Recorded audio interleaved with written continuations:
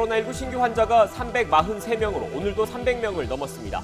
전국적으로 전방위 확산이 계속되고 있어서 3차 대유행이 현실화되고 있다는 우려가 커지고 있습니다. 코로나19 확진자 수가 800명을 넘을 것이라는 글이 떠도는 등 최근 가짜뉴스가 기승을 부리고 있습니다. 경찰은 가짜뉴스 생산자와 유포자를 끝까지 추적해 엄중 처벌하겠다고 경고했습니다. 정부가 최악의 전산난을 겪고 있는 국민들께 송구하다고 사과하면서 대책을 발표했습니다. 2년 동안 11만 4천 가구를 공공임대로 공급하고 상가와 숙박시설을 리모델링하는 방안도 제시했습니다. 윤석열 검찰총장 감찰을 놓고 추미애 장관의 법무부와 대검찰청의 갈등이 파국으로 치닫고 있습니다. 대검의 반발에도 불구하고 법무부는 오늘 오후 2시 윤 총장에 대한 직접 대면 조사를 강행할 것으로 보여 긴장감이 높아지고 있습니다. 더 뉴스 1분 뒤에 본격적으로 시작하겠습니다.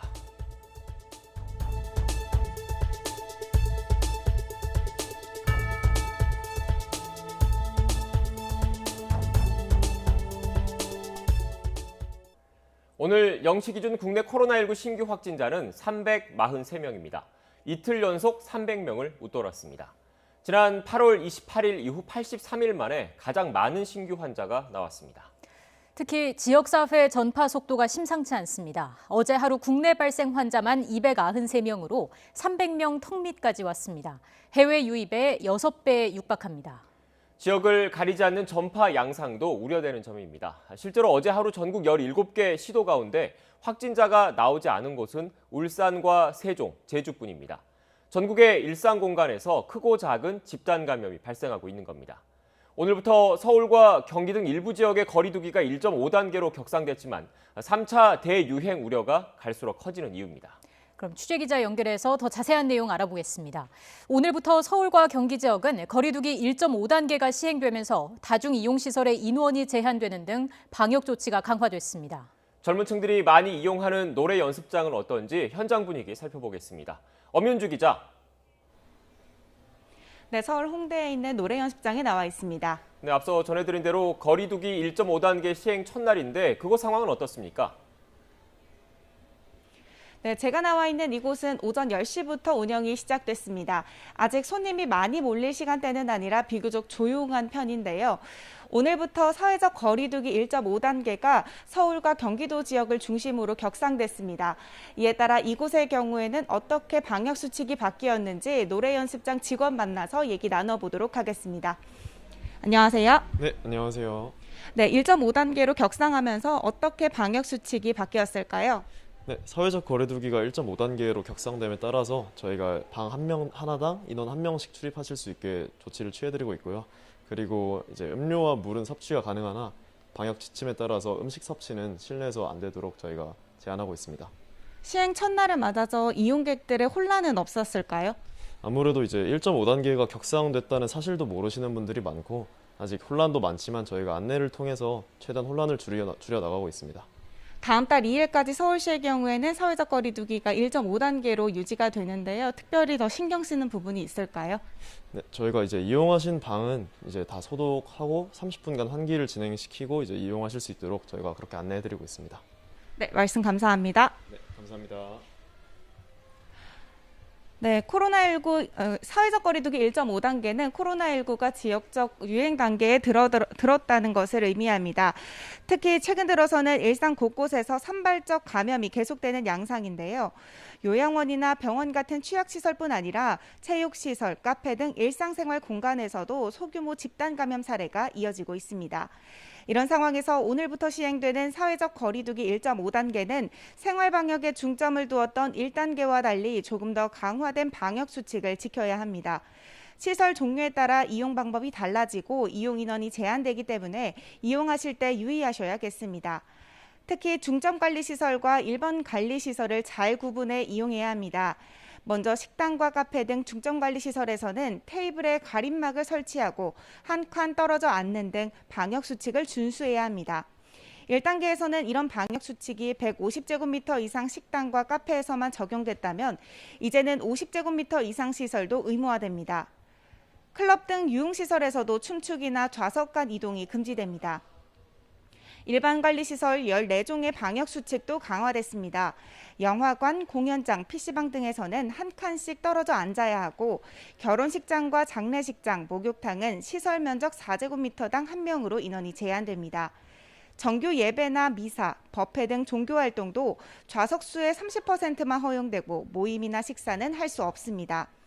집회나 축제, 대규모 콘서트와 같은 행사에서도 100명 넘게 모이는 건 금지됩니다.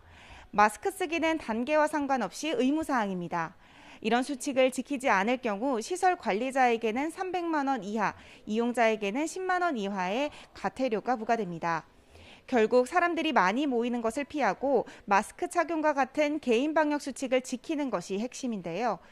방역당국은 지금이야말로 대규모 재확산의 기로에 선 위태로운 상황이라며 거리 두기 단계가 더 높아지지 않도록 앞으로 2주를 집중 방역 기간으로 삼아 방역 수칙 실천에 힘을 모아달라고 당부했습니다. 지금까지 서울 홍대에 있는 노래 연습장에서 YTN 엄윤주입니다. 올해 수능이 이제 꼭 2주 남았습니다. 정부가 오늘부터 수능일까지를 수능 특별 방역 기간으로 정하고 방역을 강화하기로 했습니다. 자세한 내용 현장에 있는 취재기자 연결해서 알아보겠습니다. 김경수 기자. 네, 서울 대치동입니다. 네, 학원이 많은 대치동에 가 있군요. 오늘부터는 학원 운영 방식도 조금 달라진다고요? 네, 학원가로 유명한 대치동인 만큼 학원과 교습소 간판 어딜 가나 찾아보기가 어렵지가 않습니다. 이런 학원과 교습소 오늘부터는 면적 4제곱미터당 인원을 1명으로 제한하거나 아니면 좌석을 한 칸씩 띄어 앉아야 합니다. 오늘 0시부터 서울과 경기 지역 등에서 거리 두기가 1.5단계로 상향됐기 때문인데요. 독서실이나 스터디 카페에서도 좌석 간 거리 두기를 하거나 칸막이를 설치해야 합니다. 최근 확진자가 300명을 넘는 등 코로나19 유행이 우려되는 만큼 학생들이 자주 찾는 장소의 방역도 강화됩니다. 정부는 오늘부터 수능 당일, 그러니까 12월 3일까지 2주 동안을 수능 특별 방역 기간으로 정했습니다. 학원과 스터디 카페, PC방, 그리고 노래방 등의 방역 상황을 교육당국과 지자체가 집중적으로 점검할 예정입니다. 또 만약 학원 내 접촉으로 코로나19 확진자가 생길 경우 해당 학원의 이름과 감염 경로를 교육부 홈페이지에 한시적으로 공개하기로 했습니다. 3차 유행 가능성까지 거론되는 상황에서 최대한 수험생 감염을 막고 안전하게 수능을 치르게 하기 위한 조치들인데요. 교육당국은 수능 일주일 전인 오는 26일부터는 아예 학원이나 교습소에 대면 수업 자제를 권고할 방침입니다. 또 전국 모든 고등학교 역시 수능 일주일 전에는 원격 수업으로 전환하도록 안내했습니다. 네, 김경수 기자. 코로나 때문에 혹시 수능이 또 미뤄지는 것 아니냐 이런 우려도 있는데 수능일에는 변동이 없는 거죠? 네, 정부는 오는 12월 3일로 예정된 수능을 그대로 치르겠다는 방침입니다. 2주밖에 남지 않았는데 지금 수능일을 바꾸게 되면 더 큰 혼란을 불러올 수 있다는 우려 때문입니다. 대신 수능 당일 대비책을 준비하고 있습니다. 코로나19 확진 판정을 받은 수험생도 시험을 칠 수 있는 병상 120개와 자가격리 대상 수험생 3,800명을 수용할 수 있는 별도의 공간을 마련한 건데요.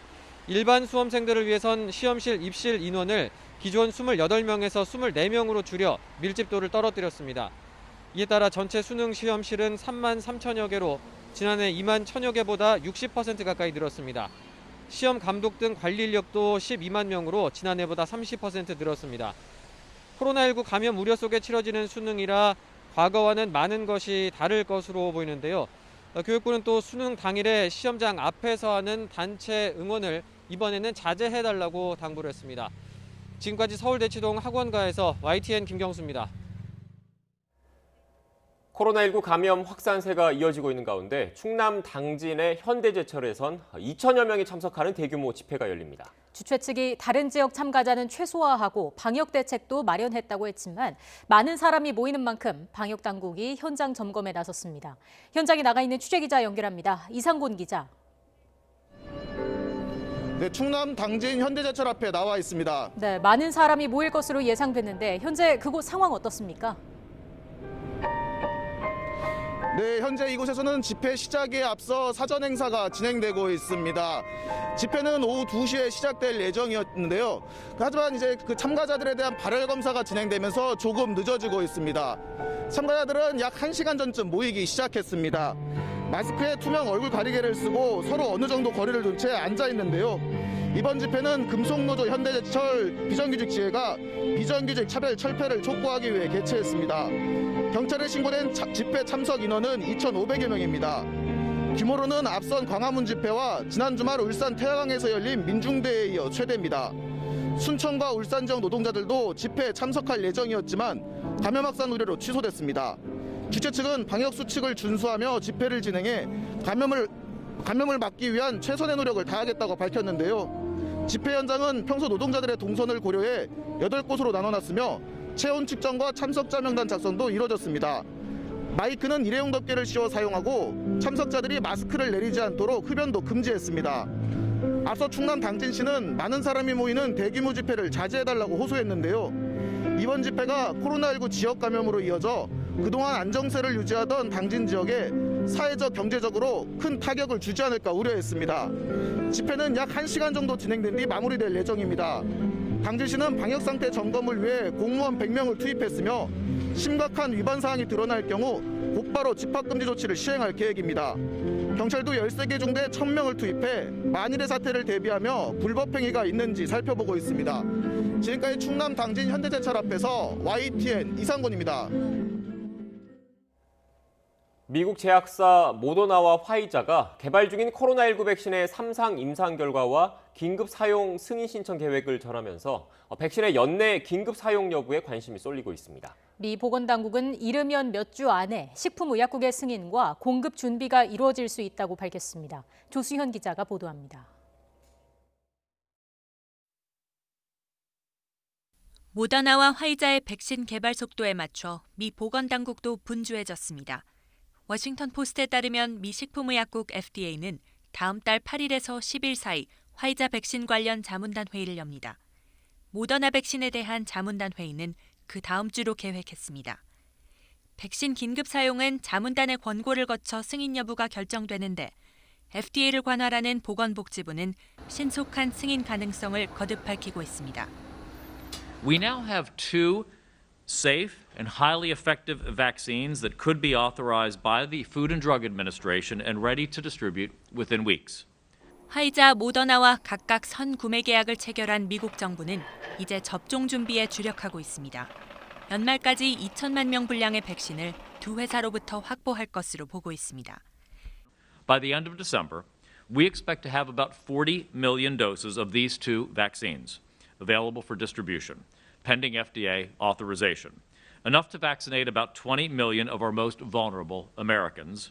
미국 정부는 이후 백신 대량 생산에 더욱 속도가 붙을 것으로 기대하고 있습니다.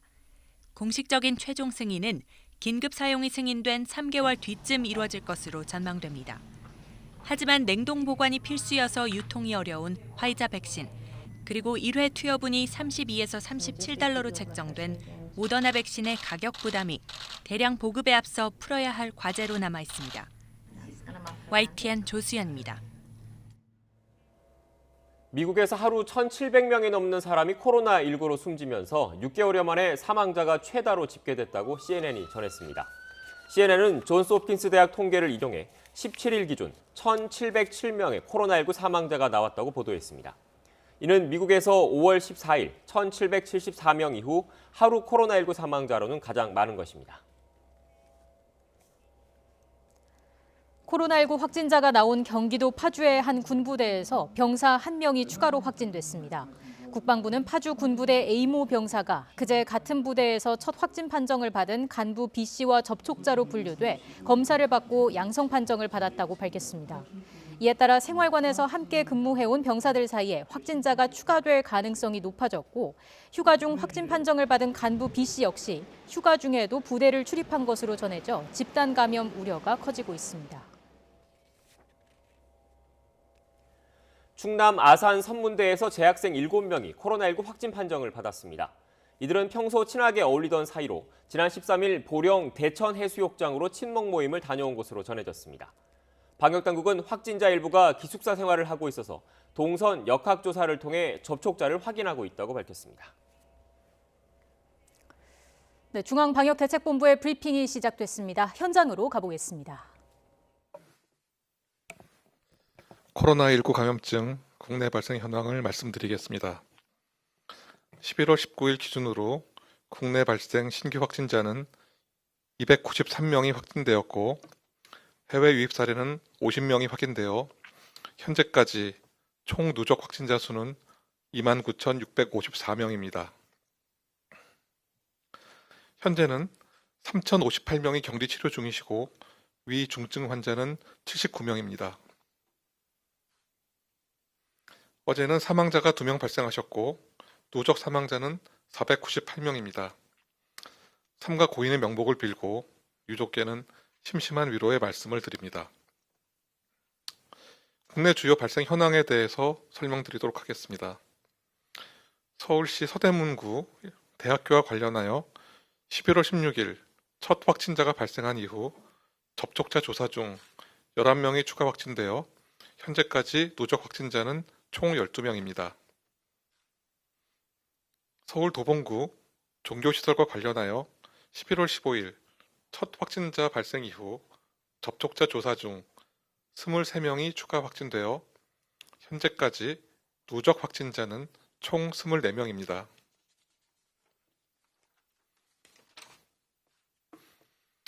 서울 서초구 종교시설과 관련하여 11월 16일 첫 확진자 발생 이후 접촉자 조사 중 11명이 추가 확진되어 현재까지 누적 확진자는 총 12명입니다. 수도권 동창 운동 모임과 관련하여 11월 14일 첫 확진자 발생 이후 접촉자 조사 중 9명이 추가 확진되어 현재까지 누적 확진자는 총 10명입니다. 경기 김포시 노래방과 관련하여 11월 16일 첫 확진자 발생 이후 접촉자 조사 중 9명이 추가 확진되어 현재까지 누적 확진자는 총 10명입니다. 경남 하동군 중학교와 관련하여 접촉자 조사 중 11명이 추가 확진되어 현재까지 누적 확진자는 총 21명입니다. 전남 순천시 마을과 관련하여 11월 15일 첫 확진자 발생 이후 접촉자 조사 중 9명이 추가 확진되어 현재까지 누적 확진자는 총 10명입니다. 강원 철원군 아이 돌봄과 관련하여 11월 15일 첫 확진자 발생 이후 접촉자 조사 중 7명이 추가 확진되어 현재까지 누적 확진자는 총 8명입니다. 이외 발생에 대해서 추가 자료가 필요하신 경우 브리핑 후 대변인실을 통해 이를 상세히 설명하여 드리도록 하겠습니다.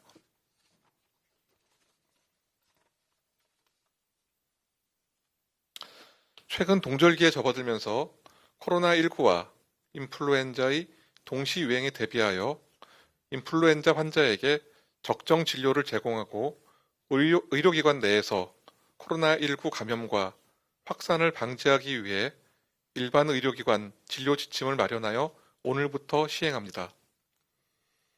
의료기관은 사전 예약을 통해 증상을 확인하고 의료진의 판단에 따라 대면 진료, 선별 진료소 방문, 전화 상담, 처방 등을 안내할 수 있습니다. 내원 환자를 진료할 때에는 표준 감염 예방 수칙을 준수하여 진료하고 인플루엔자의 의심이 들 때에는 선제적으로 항바이러스제 처방을 할 수 있습니다. 이와 관련하여 오늘부터 소아, 고령자, 면역 저하자는 항바이러스제 처방에 건강보험을 적용합니다. 또한 진료 후 검사 의뢰서를 발급하면 선별진료소에서 별도의 문진 없이 코로나19 검사 또는 코로나19와 인플루엔자 동시 검사를 받을 수 있도록 절차를 간소화하였음을 알려드립니다.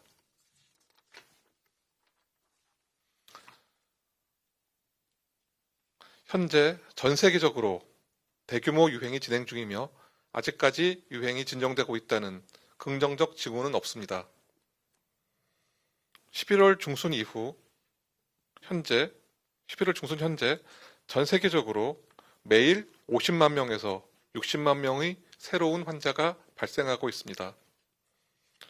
이는 불과 2달 전인 9월에 비해 2배 이상 증가한 수치이며 5월에 비하면 6배 정도 증가한 것입니다. 이러한 현상은 한 국가가 아닌 북반구의 대부분의 국가에서 공통적으로 일어나고 있으며 호흡기 바이러스 유행의 계절적 요인과도 관련이 있다고 판단하고 있습니다. 국내 환자 또한 빠르게 증가하고 있습니다.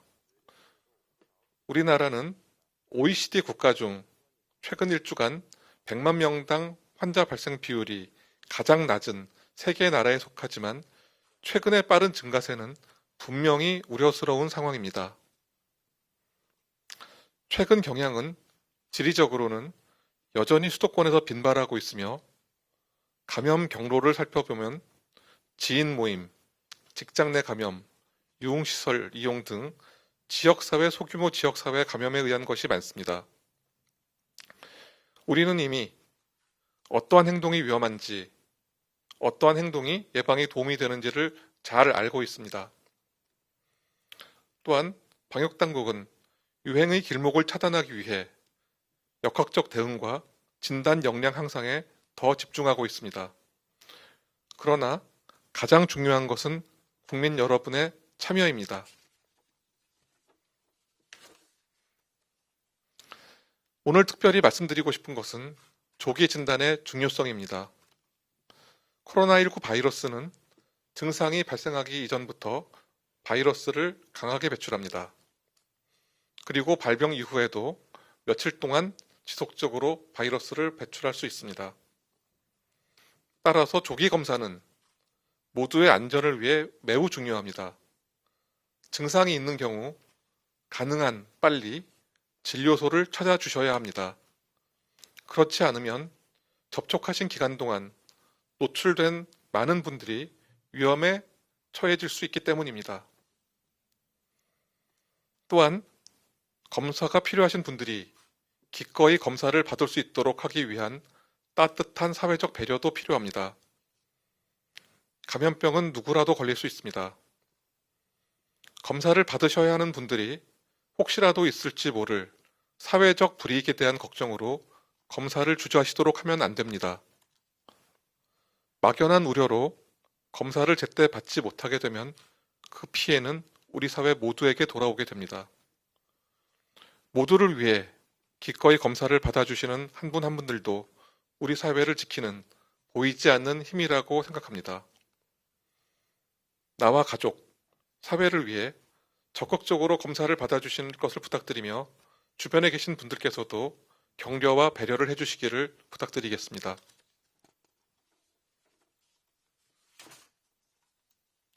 아울러 최근 코로나19 확진자가 급증하자 이를 악용하여 실제 규모보다 확진자 수를 허위로 늘린 내용의 가짜 뉴스를 유포하는 행위가 일어나고 있어 당부의 말씀을 드립니다.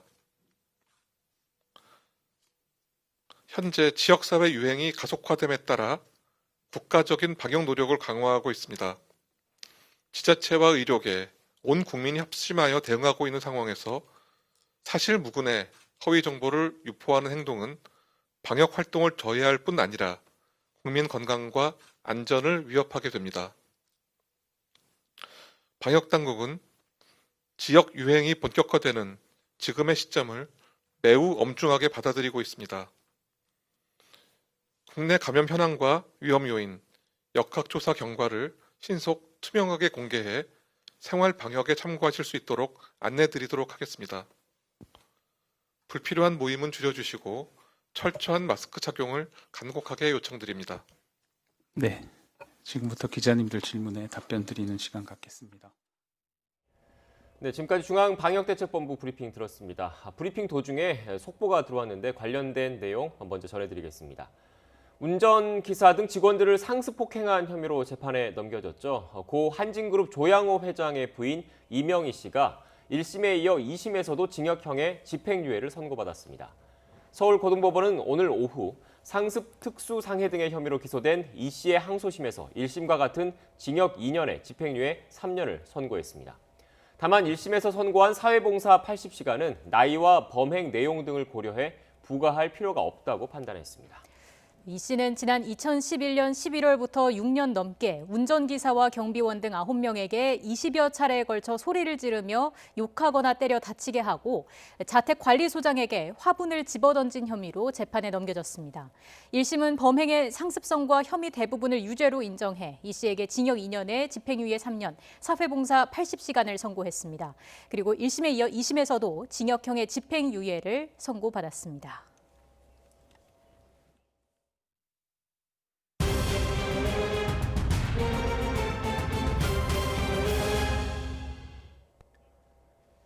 코로나19 관련 뉴스 이어가겠습니다. 앞서 중앙방역대책본부 브리핑 들으신 대로 코로나19가 전국으로 확산하는 모양새입니다. 그동안 잠잠했던 지역에서 집단 감염이 잇따르고 N차 감염도 계속 이어지고 있습니다.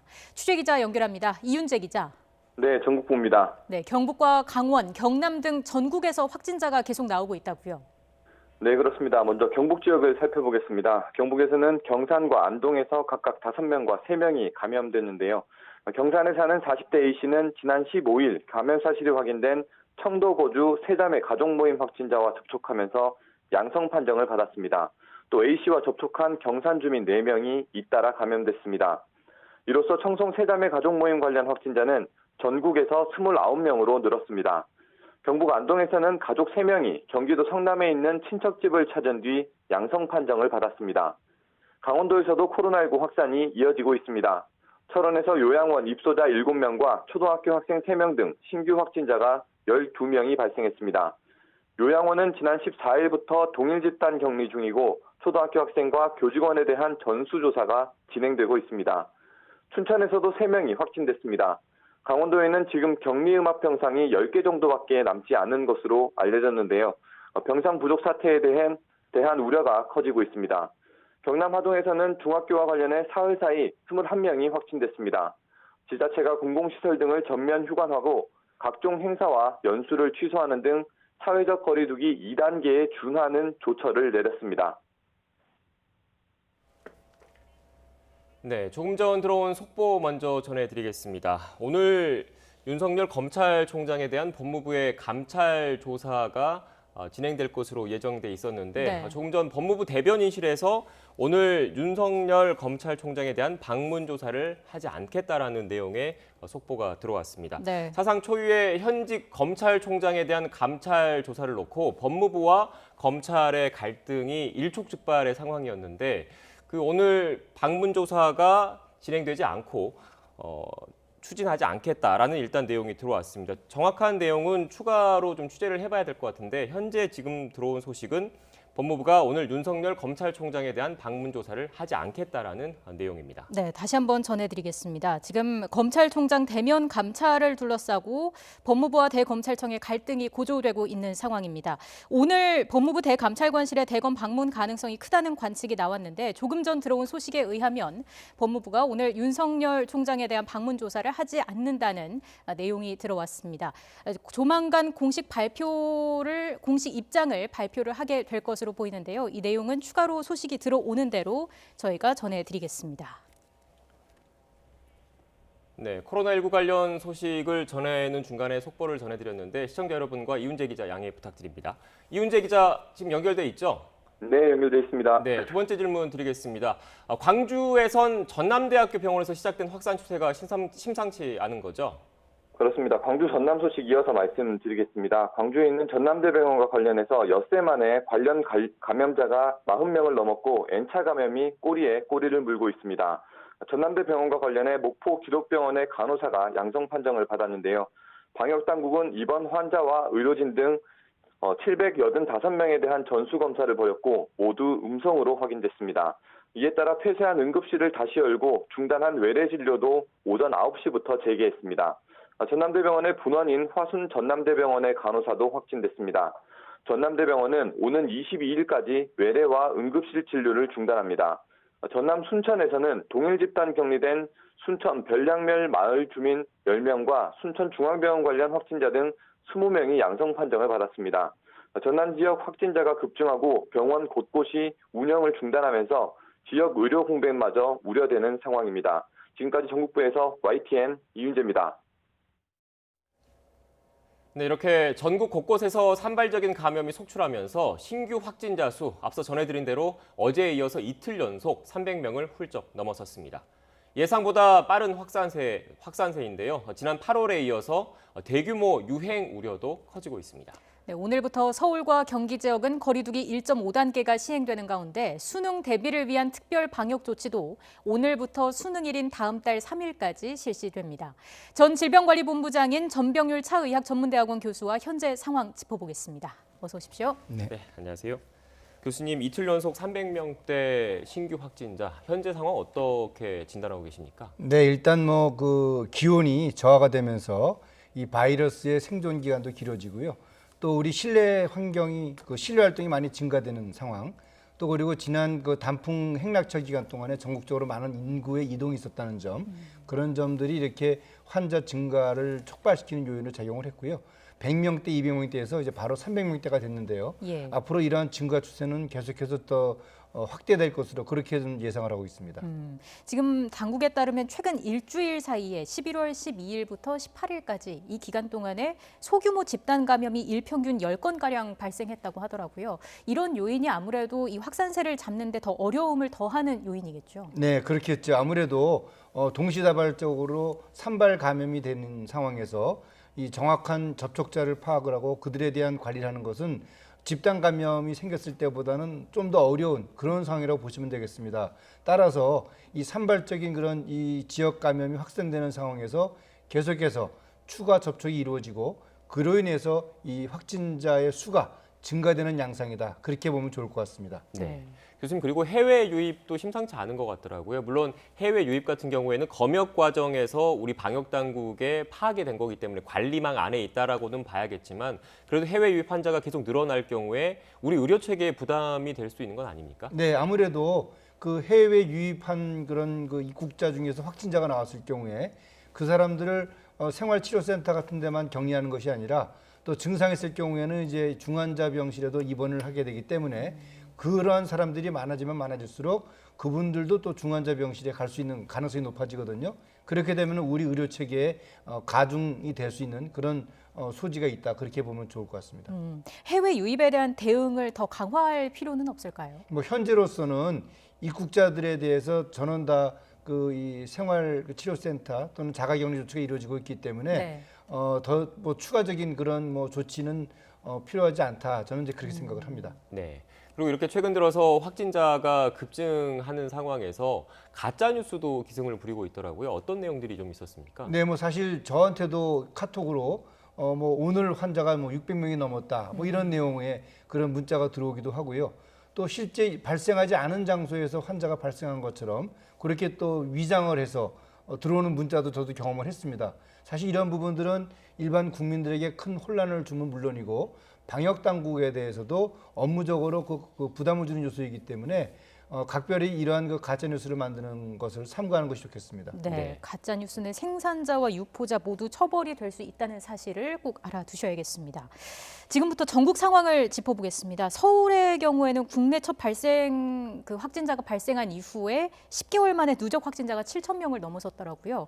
일단 수도권의 확산세를 잡는 게 지금 상황에선 가장 중요한 일이다라고 보면 되겠습니까? 네, 그렇습니다. 사실 서울, 경기, 인천 이 지역의 인구 밀접도 또 전체 우리 대한민국 인구의 약 50% 정도가 집중돼 있기 때문에 이 지역에서의 확산체를 이제 감소시키는 것이 어떻게 보면 전국적인 환자 발생을 줄이는 그런 결과가 되기 때문에 수도권을 중심으로 해서 지속적으로 환자 관리에 만전을 기해야 되겠다고 생각을 합니다. 네. 이전 1, 2차 유행 때는 특정 집단, 특정 지역에서 집중적으로 환자가 나왔는데 최근 들어서는 전국적으로 확산되는 모습입니다. 관련된 그래픽을 한번 보면서 말씀드리겠습니다. 네, 국내 발생 일평균 신규 확진자 수입니다. 수도권, 충청권, 호남권 이렇게 각 권역별로 확진자가 나와 있는데 물론 수도권 같은 경우에는 인구가 워낙 많다 보니까 상대적으로 그 일평균 신규 확진자도 많은 것으로 파악되고 있습니다. 나머지 지역들도 지금 제주를 제외하고는 거의 두 자릿수의 안팎을 오르내리고 있습니다. 현재 상황은 어떻게 보고 계십니까? 네, 사실 이 추세가 이 날씨가 추워지는 겨울철이 되면서 더욱더 급증할 것으로 저는 생각을 하고 있는데요. 예. 이럴 때일수록 우리 국민 개개인이 개인 위생생활 수칙을 철저히 지키는 것이 대단히 중요하고요. 어떻게 보면 이제 우리가 통상적으로 가을철, 겨울철 이후에 감기 환자가 늘어나고 독감 환자가 늘어나는 것과 거의 비슷한 양상으로 이 코로나19 환자도 증가될 것으로 저는 보고 있는데요. 어떻게 보면은 수도권만의 문제가 아니라 전국 전체적인 문제가 될 수 있다. 네. 또 그런 면에서 어떤 뭐 시설이나 또는 그 어떤 특정 장소를 관리하는 그 관리 책임자가 계속해서 좀 관심을 갖고 이상 증상자에 대해서 조기 발견 또 조기 격리 이런 노력이 필요하겠습니다. 예, 지금 뭐 전국적으로 확산하는데 그 중에서도 청정 지역으로 꼽혔던 곳에서도 확진자가 속출하고 있다는 점도 문제 아니겠습니까? 네, 그렇습니다. 사실 그런 지역에도 무증상 감염자가 방문을 해서 또 그로 인해서 추가적인 감염자가 발생을 한다면은 그 지역 내에서 계속해서 확산될 수 있는 가능성이 있거든요. 네. 그렇기 때문에 다른 어떤 것보다도 개인위생 수칙을 계속해서 지키는 것이 무엇보다 중요합니다. 네. 지금 앞서 수도권을 중심으로 쭉 얘기를 했는데 호남 지역도 상황이 좋지 않은 것 같더라고요. 특히 이 전남대병원이라는 곳이 광주 전남 지역에서 최대 거점 병원이지 않습니까? 이곳에서 확진자가 나오면서 지역 내 의료 공백에 대한 우려가 커지고 있는 것 같아요. 네, 사실 그 전남대학교 병원은 호남권에 있어서의 가장 중요한 역할을 하는 상급 종합병원입니다. 그리고 이 전남대병원은 코로나19 환자들만 또 관리하는 것이 아니라 일반 환자도 관리하는 그런 양상인데 이 병원에서 직원과 또 가족이 한 40명 이상 발생을 했고 또 그로 인해서 진료 기능이 마비가 되는 또 코호트 관리가 되는 그런 양상이 있기 때문에 상당히 이 호남권에서는 그 의료기관 부족 상황을 초래할 수가 있기 때문에 앞으로 이제 이 병원을 중심으로 해서 계속해서 내원객이나 또는 환자들 철저하게 코로나19 예비 방법을 좀 강구를 좀 해야겠습니다. 네. 네. 그 어떤 방법들이 있을까요? 특히 전남대병원 같은 경우에는 호남 지역의 상급 종합병원이다 보니까 위중증 환자들이 수술 받으시는 분들도 계실 테고 중환자실에 계신 분들도 있을 텐데 특히 의료진들이 격리됐을 경우에 의료 인력의 공백 상태가 벌어질 수가 있는 거잖아요. 네, 지금 이제 실제로 의료진들이 격리가 되고 있는 상황에서 많은 어려움인 건 사실입니다. 그렇기 때문에 의료기관에 종사하는 분들은 최대한 그 모임이라든지 또는 각종 행사 참석을 좀 자제를 하고요. 그리고 또 이상 증상이 있는 경우에는 바로 본인 스스로가 이제 자가격리를 하면서 증상의 발생 여부를 좀 더 관찰해 볼 필요가 있겠다고 생각을 합니다. 또 중요한 것은 환자들과 또 보호자들이 병원에 내원할 경우에는 반드시 그 사전 절차를 다 거치고 또 특히 환자의 경우에는 이 검사를 먼저 받은 이후에 이상 증상이 없는 또 그 음성으로 판정된 경우에 의료기관에서 진료를 하도록 하는 조치가 필요하다고 생각을 합니다. 네, 이렇게 뭐 전반적으로 상황이 좋지 않다 보니까 거리두기 단계 조정에 대한 관심이 자연스레 높아졌고요. 오늘부터 서울, 경기 지역에 대해서는 거리두기 1.5단계가 시행이 됩니다. 방역 수칙이 아무래도 1단계 때보다 한층 강화가 됐는데 어느 정도 실효성을 보이게 될 걸로 예상하시는지요? 네, 일단 그 물리적으로 접촉할 수 있는 기회를 차단한다는 의미에서는 1.5단계 상향하는 조치는 필요하다고 생각을 합니다. 네. 다만 그 1.5단계 이후에 2단계 이상으로 상향 조정하는 문제는 우리 국민들의 그 어떤 사회적 거리두기 조치를 수용할 수 있는 그런 자세 그리고 또 그로 인해서 미칠 여러 가지 사회 경제적 파급 효과 이런 것들을 감안해서 상당히 좀 더 신중하게 생각할 필요가 있고요. 더 중요한 것은 계속해서 강조를 드립니다만 그 개인위생 수칙을 철저히 지키는 것은 사회적 거리두기의 그 상향 조정보다도 더 중요한 그런 효과를 발휘하기 때문에 인위적인 그런 이 접촉을 차단하는 방법보다 개인 스스로가 위생 수칙을 철저히 지키는 노력을 계속해서 지속적으로 유지하는 것이 대단히 중요합니다. 네, 개인 방역 수칙을 잘 지켜야 한다는 점을 강조해 주셨는데 교수님 그런데 일각에서는 지금 현재 이 1.5단계만으로는 지금 이렇게 거세지고 있는 확산세를 꺾기가 쉽지 않다. 그래서 선제적으로 2단계 격상을 해야 되는 것 아니냐 이런 주장을 하시는 분들도 있더라고요. 네, 뭐 사실 그 단계를 상향 조정함으로써 물리적으로 접촉할 수 있는 기회를 차단하는 것은 분명히 이 감염병의 확산을 줄이는 데 효과는 있습니다. 그러나 우리가 지난 8월, 9월 달에 경험을 했듯이 이 단계의 상향 조정이 미치는 사회 경제적 파급이 대단히 큽니다. 네. 그런 거를 감안했을 때 현재 1.5단계에 대한 효과를 좀 더 지켜보면서 또 그러면서 우리가 앞으로 이 상향 조정했을 때 미치는 여러 가지 영향들을 우리 국민들에게 좀 알리면서 적어도 한 1.5단계가 지속되는 2주 정도까지는 예. 이 추가적인 상향 조정을 하지 않을 수밖에 없는 상황이라는 것을 좀 설득을 하는 그런 노력이 좀 중요하다고 생각을 합니다. 네. 혹시 이 부분은 어떨까요? 권역별 대응이 아니라 전국 단위의 대응이 필요하다라는 의견에 대해서는 어떻게 보시는지요? 네, 사실 뭐 권역별 대응보다는 저도 개인적으로는 전국 단위의 대응을 함으로써 어떤 인구의 이동 그리고 또 중점 관리 시설에 대한 전국적인 관리 그런 것이 오히려 더 지역적으로 단계를 상향 조정하는 것보다 더 의미가 있다고 저는 생각을 하는데요. 예. 현 단계에서 수도권에 있는 사람들이 얼마든지 다른 지역에 이동을 할 수 있거든요. 그런 면에서 방역 당국은 권역별로 이렇게 어떤 단계를 조정하는 것보다는 전국적인 단계 조정을 한번 좀 검토해 보면 좋지 않겠는가 하는 생각을 가져봅니다. 네. 이렇게 코로나19 확산세가 심상치 않은 상황에서 또 걱정이 커질 수밖에 없는 분들, 그 수능을 앞두고 있는 수험생과 또 학부모일 것 같습니다. 그래서 오늘 그 수능까지 딱 2주 남았는데 오늘부터 수능 특별 방역 기간이 시행됩니다. 앞서서 유은혜 장관이 관련된 발언이 있었는데 먼저 듣고 오겠습니다. 이번 수능은 처음으로 코로나19 확진이나 자가격리 수험생을 위한 별도 시험 공간이 준비가 되는데요. 현재까지 확진 수험생 120명, 자가격리 수험생 3,800명까지 감당할 수 있는 별도의 시험 공간이 전국에 마련되었습니다. 교육청에서도 격리 수험생이 예상보다 증가할 수 있는 상황이라는 점을 미리 염두에 두고 수능 시험 일주일 전인 11월 26일부터 시험장 배정 등의 마무리가 잘 준비될 수 있도록 교육감님들께 부탁을 드리겠습니다.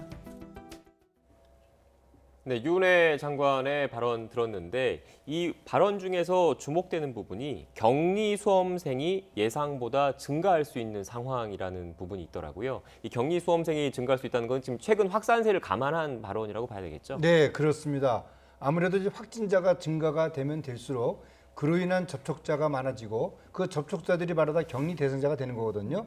그 격리 대상자 중에는 분명히 이제 학생들도 포함이 될 수가 있습니다. 네. 따라서 교육부 장관이 이 거론한 격리 대상자들에 대해서 수능 시험이 차질 없이 이루어질 수 있도록 하는 그런 그 수험 장소도 충분히 확보를 했다. 그런 말씀을 하신 걸로 저는 생각을 합니다. 예, 지금 그래픽을 통해서 수능 특별 방역 기간이 이제 오늘부터 시행된다는 그 내용이 나가고 있는데 특히 어떤 점을 각별하게 주의를 해야 할까요? 네, 아무래도 이제 그 수험생들의 경우에 이 불필요한 그런 어떤 시설을 방문을 해서 본인 스스로가 위험에 노출될 수 있는 그런 그 행위는 최대한 자제를 해야 되겠고요. 네. 그리고 또 예를 들어서 학생들이 개인 교습이라든지 또는 학원에서의 어떤 개인별 학습을 받는 경우가 있는데요.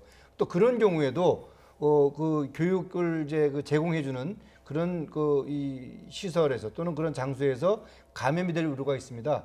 따라서 2주간만큼은 본인이 스스로가 학습하면서 스스로의 컨디션을 좀 조정할 수 있는 그런 자세를 갖는 것이 중요하다고 생각을 합니다. 네.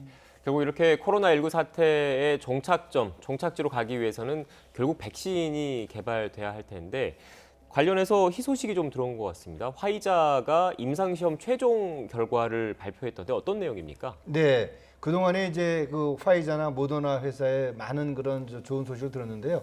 화이자가 4만 4천 명을 대상으로 한 임상실험 결과를 발표했습니다. 95%의 예방률을 발표를 했고요. 결과적으로는 이 백신을 사용한 군, 또 위약을 사용한 군을 토대로 해서 이 감염된 사람을 찾아보니까 총 170명이 감염이 됐는데 네. 그 중에 162명이 위약을 사용한 군에서 이제 감염이 됐고 백신을 사용한 군에서는 8명만이 확인이 됐습니다. 그렇게 함으로써 전체적으로 95%의 예방률을 보였다. 그리고 또 이 예방률은 인종이라든지 민족이라든지 연령에 관계없이 거의 다 비슷한 효과를 보였다. 특히 더 고무적인 이야기는 65세 이상 그 고위험군에 대해서도 94% 예방률을 보였다. 그런 면에서 이 화이자의 백신이 앞으로 상당히 그 희망적인 그런 그 신호를 보내고 있다. 그렇게 보면 좋을 것 같습니다. 네, 교수님 95% 그리고 고무적이라는 말씀을 하셨는데 확 와닿지가 않아서 이 95%라는 게 저희가 일반적으로 독감 예방 접종 많이 맞잖아요. 네. 그거는 독감 예방 네. 주사가 통상적으로 한 40%에서 50% 정도의 예방률을 가지고 있고요. 네. 홍역 예방 주사가 93%의 예방 효과를 가지고 있습니다. 그런 면에서 비춰본다면은 대단히 좋은 그런 그 예방 효과를 보여주는 그런 이 결과다. 저는 그렇게 생각을 합니다. 네. 이게 예방 효과의 어떤 지속 기간도 확인이 된 건가요? 뭐 지금 현재로서는 초기 단계에서 나타나는 것이기 때문에 이 예방 효과가 얼마 동안이 지속이 된다는 것은 현재 그 3상 2형 시험 결과로는 저희들이 알 수는 없습니다. 알겠습니다. 그런데 이 화이자 백신 같은 경우에는 예방 효과는 좋은데 또 유통과 보관에서는 좀 어려운 점이 좀 있다고 하더라고요. 네, 이 화이자 백신이 그 영하 70도에서 이제 보관이 되고 유통이 돼야 되는 이제 그런 백신으로 알려져 있죠. 네. 또 다행스러운 점은 이 화이자 측에서 자사가 생산한 백신을 보관할 수 있는 특수 용기를 제작을 했습니다. 여행 트렁크 같은 그런 가방인데요.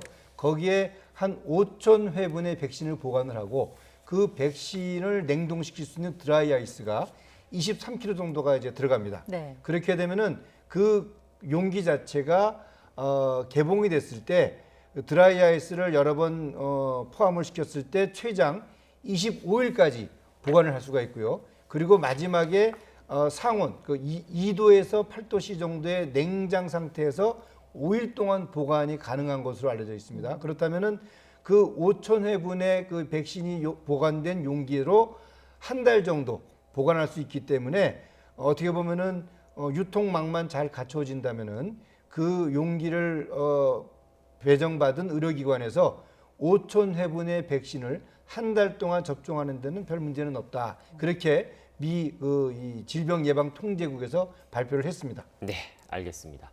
지금까지 전 질병관리본부장인 전병률 차의학 전문대학원 교수와 함께 코로나19 관련 내용 알아봤습니다. 오늘 말씀 고맙습니다.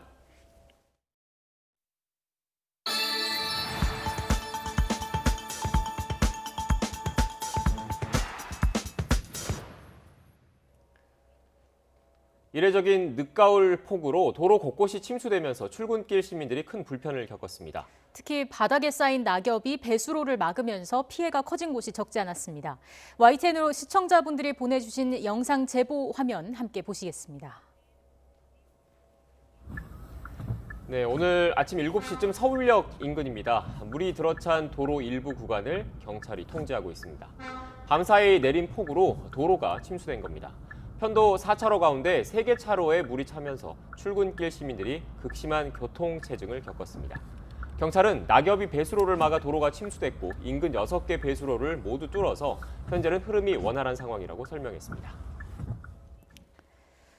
외곽 순환도로 구리 방향 서하남 나들목으로 빠지기 직전의 도로입니다. 화면 오른쪽을 보시면 도로에 물이 가득 차서 차량이 접근하지 못하는 모습을 보실 수 있습니다.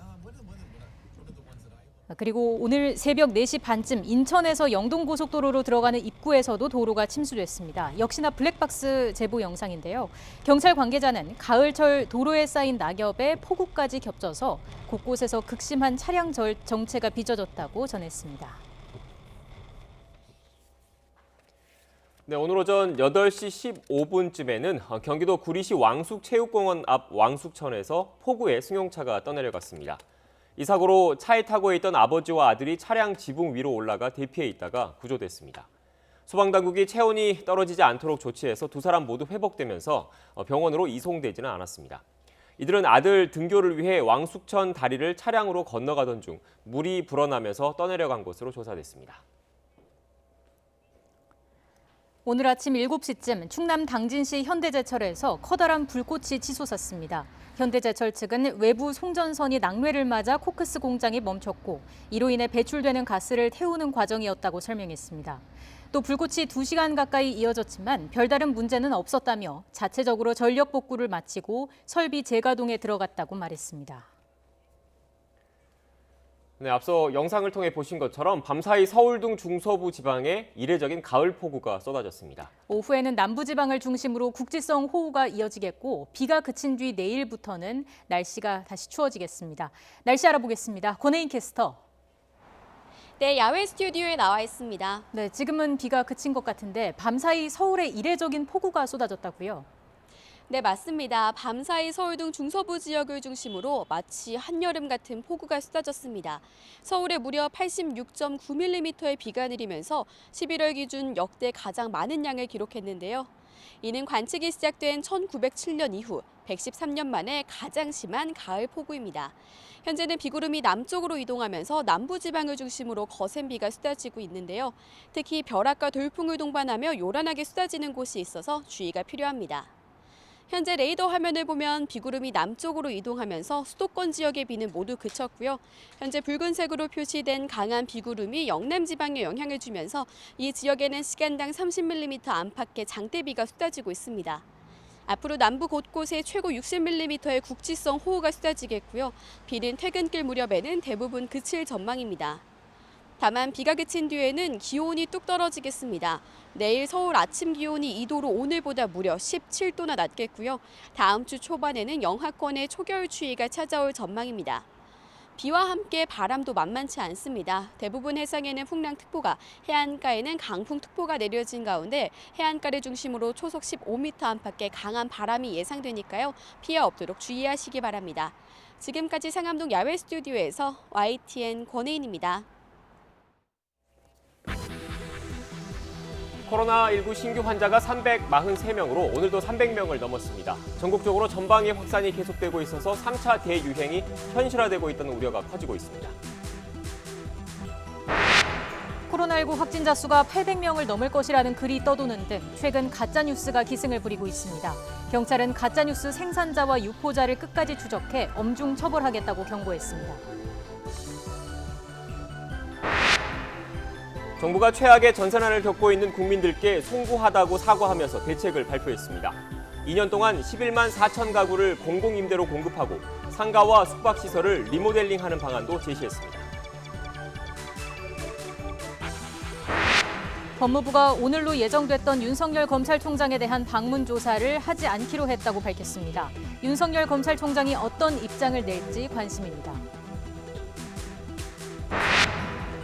전국에 돌풍과 벼락을 동반한 이례적인 가을 폭우가 쏟아지면서 곳곳이 침수됐습니다. 다음 주엔 영하권 초겨울 추위가 찾아올 전망입니다.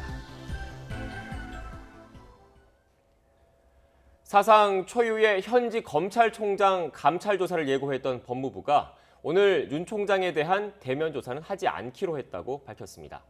일단 법무부와 검찰이 정면 충돌은 피한 모양새인데 일촉즉발의 긴장감은 이어지고 있습니다. YTN 중계차 연결하겠습니다. 한동호 기자.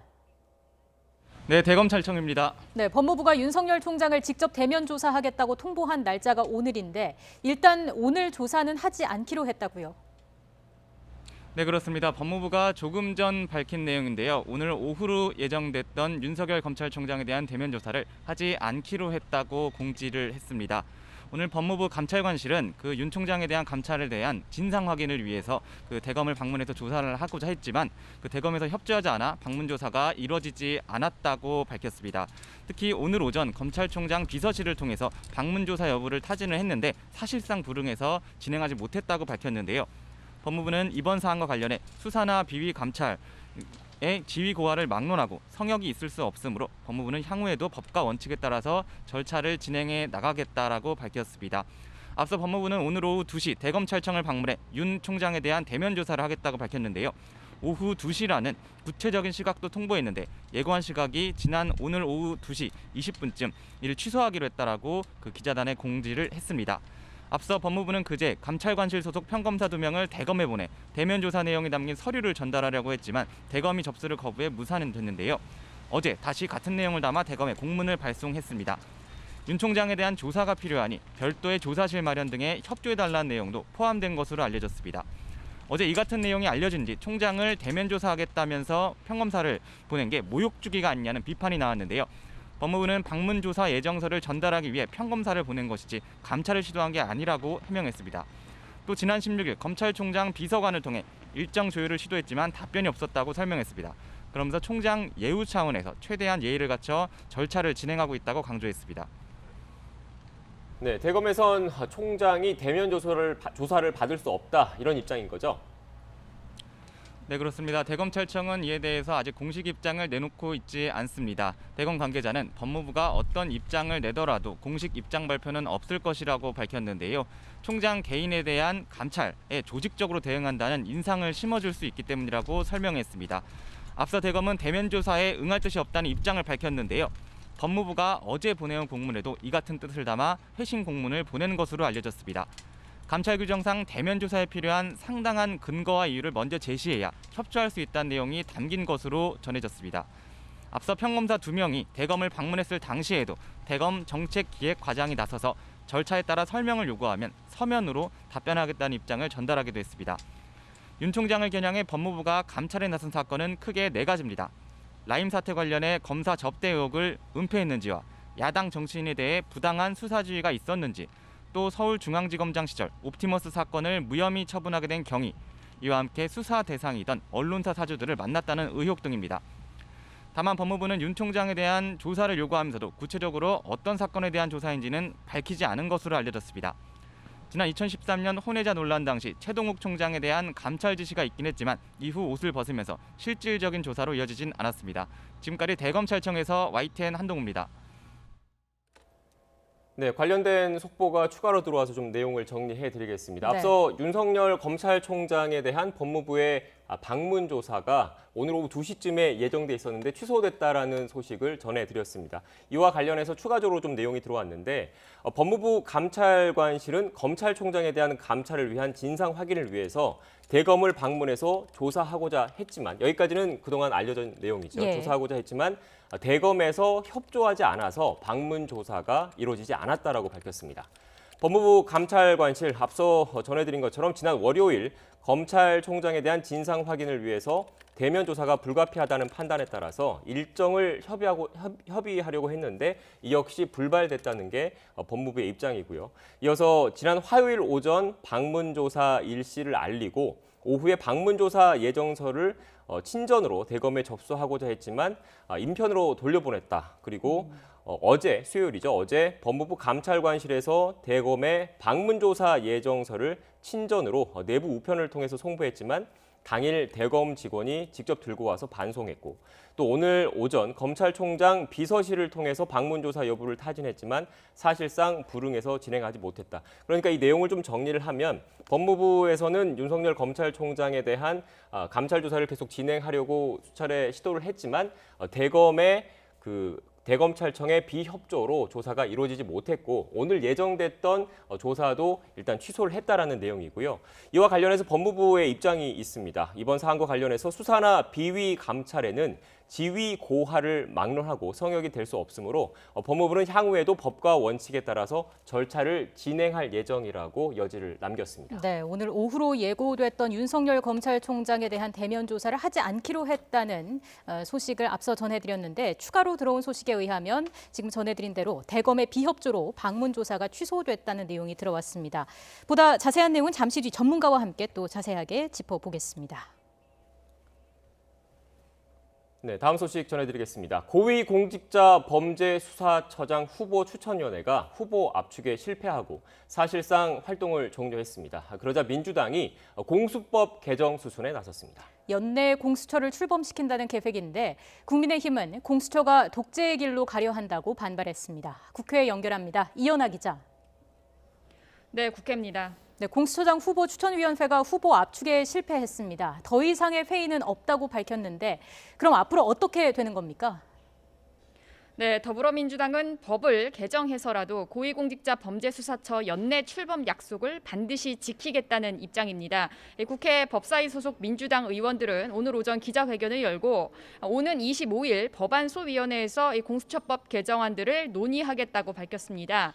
이 법 개정안에는 추천위원회 정족수를 줄여서 야당의 비토권을 없애고 30일 안에 후보 추천을 마무리하는 내용 등이 포함되어 있습니다.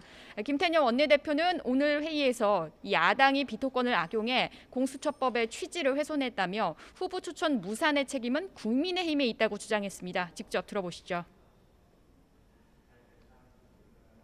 민주당은 본격적으로 공수처법 개정 작업에 착수하겠습니다. 추천위원회 추천 무산과 활동 종료의 책임은 전적으로 국민의힘에 있습니다. 네, 국민의힘에선 민주당의 공수처법 개정안 논의에 강력 반발하고 있죠. 네, 그렇습니다. 국민의힘 주호영 원내대표는 오늘 오전 회의에서 정부 여당의 난폭이 도를 넘었다고 비판했습니다. 직접 들어보시겠습니다. 민주당이 정권이 무엇이 두려워서 이렇게 검찰을 장악하고도 또 자기들 마음에 드는 사람을 공수처장을 지명해서 모든 사건 빼앗아와서 마음대로 요리하려고 하는 것입니까? 야당의 거부권이 있어서 중립적 인사가 될 거라고 수십 차례 말해놓고 이제 와서 법을 바꿔 원하는 사람을 지명하려 한다는 것은 후안무치하다는 겁니다. 또 법원 행정처장과 또 대한변호사협회장이 회의 지연을 비판한 것에 대해서도 중립적이어야 할 사람들이 여당 입장을 앞장서 대변하는 것 자체도 개탄스럽다고 말했습니다. 이어서 민주당의 행태로 법치주의가 파괴되고 공수처가 독재로 가는 것을 국민이 좌시하지 않을 것이라고 덧붙였습니다. 국회 법사위 소속 국민의힘 의원들은 오늘 오전 역시 기자회견을 열고 이 박병석 국회의장의 중재를 촉구하고 나섰습니다. 이 사실상 민주당이 다수석을 내세워 이 법 개정을 강행하면 마땅히 막을 방법이 없기 때문에 동시에 이 정부 여당의 독주를 비판하는 여론전을 나설 계획입니다. 지금까지 국회에서 YTN 이현아입니다.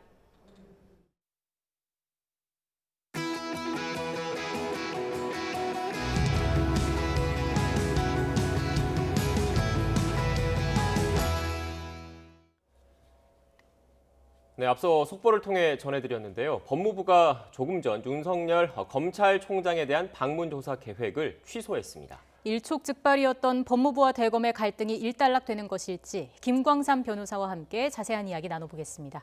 어서 오십시오. 네, 안녕하세요. 변호사님, 조금 전 들어온 소식이니까 다시 한번 좀 현재 상황을 정리를 해드리겠습니다. 일단 오늘 오후 2시에 법무부 감찰관실에서 윤석열 검찰총장을 방문 조사하려고 했습니다. 다 예고된 일정이었는데 돌연 취소가 됐습니다. 그리고 법무부 감찰관실 명의로 출입 기자들한테 문자가 왔는데 그 내용이 이렇습니다. 검찰총장을 위한 조사를 하려고 했는데 핵심은 결국 대검의 비협조로 불발됐다. 다만 맨 마지막 여지를 좀 남겨뒀는데 이번 사안과 관련해서 수사나 비위 감찰에 대해서는 지위 고하를 막론하고 성역이 있을 수 없어서 법무부는 향후에도 법과 원칙에 따라 절차를 진행하겠다. 그러니까 윤석열 총장에 대한 감찰 조사 계획을 접진 않겠다, 이렇게 봐도 되겠습니까? 일단 추미애 장관이 아주 적극적으로 지시를 했기 때문에 이거 접을 수 있는 그런 상황 아니라고 봐요. 그래서 일단 오늘 대면 조사가 사실은 제가 볼 때도 저는 아마 이루어질 가능성이 없다 이렇게 봤어요. 왜냐하면 대검에서는 대면 조사에 응하지 않겠다고 명백히 얘기를 했기 때문에 설사 찾아가서 대면 조사 하겠다 하더라도 이걸 응하지 않으면 이건 사실 이루어질 수 없는 거죠. 근데 이제 감찰은 수사와 달라요.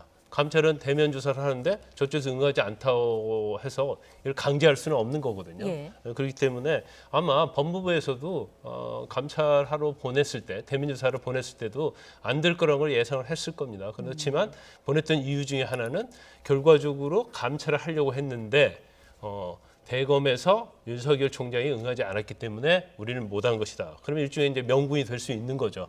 그러면서 바로 감찰이나 수사에 있어서는 성역이 있을 수 없다. 이런 메시지를 전달함으로 말미암아서 오늘 감찰은 이루어졌다, 대면 조사는 이루어지지 않았다 하더라도 법무부에서 이제 명분을 좀 쌓고 있다 이렇게 볼 수 있는 거죠. 네, 변호사님, 그런데 앞서 말씀하신 대로 감찰 조사 같은 경우에는 수사와 달리 강제성이 없어서 당사자의 협조가 없으면 강제적으로 할 수 없다 이 말씀을 하셨지 않습니까? 그러면 앞으로도 계속 윤석열 총장이 응하지 않을 경우에는 서면 감찰밖에 방법이 없는 겁니까? 일단 서면에 대해서는 답변을 하겠다 그렇게 대검에서 얘기를 하고 있지 않습니까? 그러면 결국 이제 대면 조사를 받지 않겠다고 하면 이제 서면 조사할 수밖에 없어요. 그런데 아마 대검의 입장은 그런 것 같아요. 일단 윤석열 총장에 대한 감찰 지시가 한 5개 정도 되지 않습니까? 이게 혐의가 뚜렷하지 않다. 그런 입장이 있는 것 같습니다. 예를 들어서 옵티머스 펀드 자산 운전과 관련해서는 그 당시 무혐의 헌거에 대해서 윤석열 총장이 당시 검사장이었는데 중앙지검장이 그렇게 개입하지 않았다는 거고, 그다음에 라인 펀드와 관련해서도 검사 비리랄지 아니면 야권과 관련된 수사에 대해서 보고를 받았냐 받지 않았느냐 또 이거 아니겠어요? 그런 부분이랄지. 그래서 여러 가지 지금 5건 있는데 혐의가 명백하지 않다는 거고요. 그다음에 두 번째는 이 감찰이 결과를 미리 정해놓고 하는 게 아니냐 이런 생각을 하고 있는 것 같고요. 그다음에 이제 감찰을 하려면 일단 사전 조사를 합니다. 그래서 윤석열 총장에게 우리가 이런 조사를 하고 있는데 본인이 소명할 자료를 내세요 해서 그걸 받아야 하는 거거든요. 그걸 전체적으로 종합을 해서 사실은 조사를 해야 하는데 그런 것도 없이 바로 들이닥쳐서 조사하려는 것은 이것은 억지 감찰이고 결론을 내놓고 한 것이다. 이렇게 대검에서는 바라보기 때문에 응할 수 없다는 그런 입장인 것 같습니다. 네. 변호사님 잠시만요. 지금 조금 전 속보가 또 하나 들어왔는데 관련된 내용 정리해드리겠습니다. 최근 수도권을 중심으로 집값이 많이 폭등을 하니까 수도권 지역, 서울, 경기 수도권 지역은 조정 대상 지역으로 많이 묶여 있죠. 그런데 지방 같은 경우에는 풀려 있는 곳이 많아서 지방 대도시를 중심으로 이른바 풍선 효과 때문에 집값이 오른다라는 지적이 많았는데 이와 관련해서 국토부가 후속 대책을 내놨습니다. 부산시 해운대와 수영, 동래, 연제, 남구와 대구시 수성구, 경기 김포시 등 7개 지역을 조정 대상 지역으로 지정했습니다. 국토교통부는 오늘 주거정책심의위원회를 열고 이들 지역의 집값 과열을 막기 위해서 조정 대상 지역을 추가로 지정했다고 밝혔습니다. 네, 조정 대상 지역으로 지정이 되면 투기 과열지구에서 적용받지 않던 세제 규제가 추가가 됩니다. 이로써 조정 대상 지역은 현재 69곳에서 76곳으로 늘어나게 됐습니다. 다시 한번 정리를 해드리겠습니다.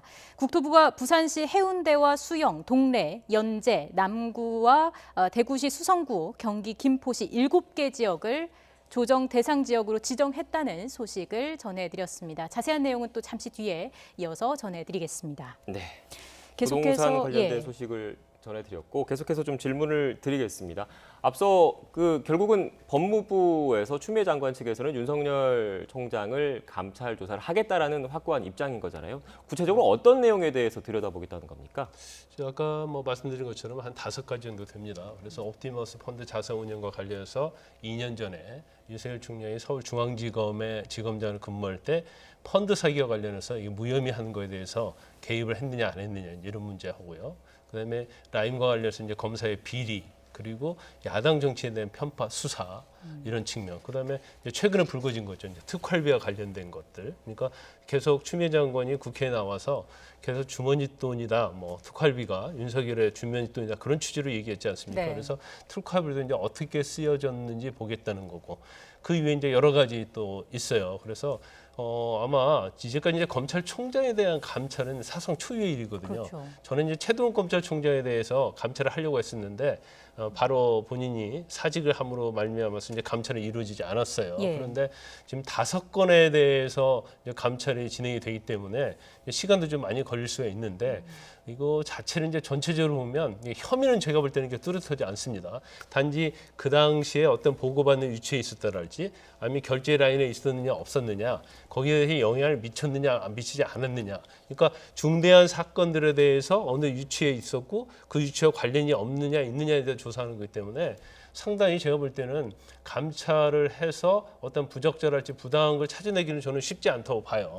하지만 의혹이 있다고 법무부에서는 생각하고 있기 때문에 그 감찰에 대한 어떤 그 행동 그런 조사는 굉장히 강하게 이루어질 것이고 그다음에 이제 대면 조사라는 카드를 꺼냈잖아요. 근데 일반적으로 이제 감찰을 할 때 공개하지 않습니다. 왜냐하면 감찰에 어떤 혐의가 있으면 그 혐의가 사실은 감찰을 해봐야지 문제가 있는지 없는지 결과가 나타나잖아요. 근데 이걸 대면 조사한다랄지 공개를 해버리면 사실은 감찰 결과가 나오기 전에 본인 입장에서는 굉장히 이미지에 타격이 있거든요. 그래서 일반적으로 검사에 대한 감사 자체는 공개하지 않아요. 뭐 제3의 장소에 또 조사를 받는다랄지 경우에 따라서는 뭐 주말을 택한다랄지 그렇게 해서 그 시간대에 조사를 받겠느냐 그럼 받겠다고 하면 대면 조사가 이루어지는 거거든요. 네. 그런데 윤석열 총장에 대한 저렇게 대면 조사, 특히 평검사를 뭐 법무부에서 보낸 것이 조사를 하기 위한 것이 아니고 조사 일정과 관련해서 공문을 전달하기 위해서다 이렇게 얘기는 하고 있지만 결과적으로 보면 전화를 해서 뭐 책상이랄지 사무실을 마련해라 대면 조사 하겠다 이제 그런 취지의 전화로 전달했다는 거잖아요. 그러면 일단 대면 조사부터 하겠다 그런 취지인 걸로 보입니다. 예, 지금 저희가 전달받은 바에 따르면 곧 대검에서도 입장이 나올 것으로 보이는 상황입니다. 이건 또 소식이 들어오는 대로 저희가 바로 또 전해드리겠습니다. 앞으로 윤석열 총장 어떻게 대응을 하게 될까요?